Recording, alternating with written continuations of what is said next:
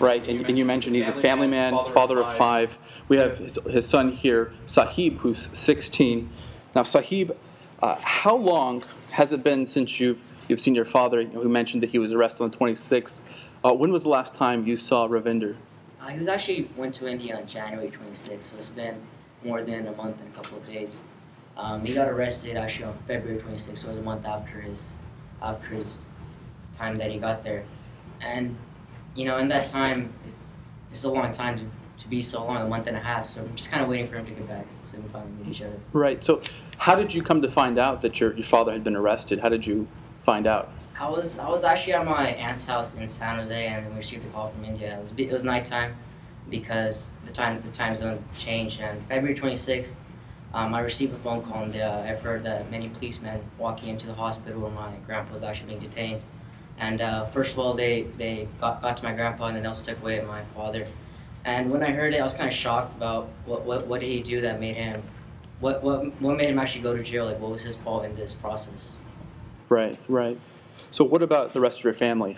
You have younger siblings. How has it affected them and your mother? What are they feeling now that your father is being held a political prisoner in a foreign country? Yeah, because he is being held in India, it's kind of worrisome for us because it's not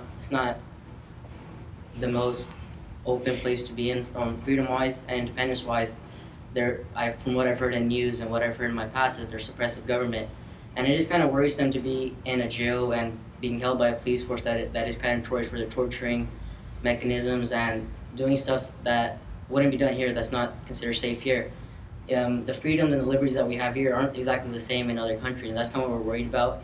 Going to sleep every day, I have to stay up at nighttime for extra length period of time trying to talk to the embassy, trying to get them to free my dad because of time zone shift again. And it's kind of a problem between the family right now. Just try to see where he is because we haven't been able to talk to him.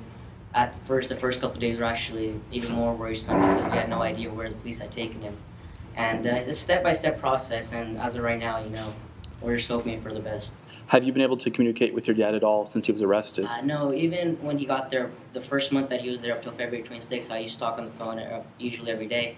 But after that, they took away his phone privileges, and after he got detained by the police, I was never able to talk to him again. Even my aunts, I called my aunts, I asked them if my dad has said anything, and they themselves, being in India, aren't allowed to see him that much. So verbally, I haven't been able to talk to him. I haven't even been able to hear from him from other sources that are actually in India themselves. Mm. If your dad was watching here, if he could see you today, what would you want to say to him? I would just want him to know that I'm always here to support him. I'm trying to do my best, so I know that he's in a safe place, even though he is in India.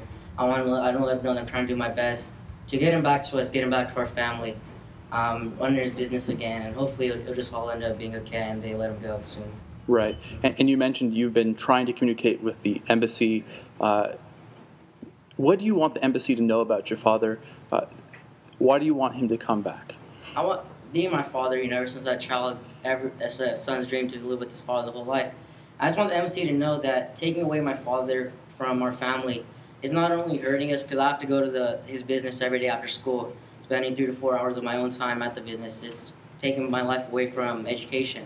And family-wise, not having them every day at the dinner table is kind of lonely. It's not the same having the presence of a strong figure in my life there every day. Right, right. And we hope that we can get your father back to your family soon. Thank you for your words today. I'm sure your father is very proud of how you're standing for freedom of speech here and abroad.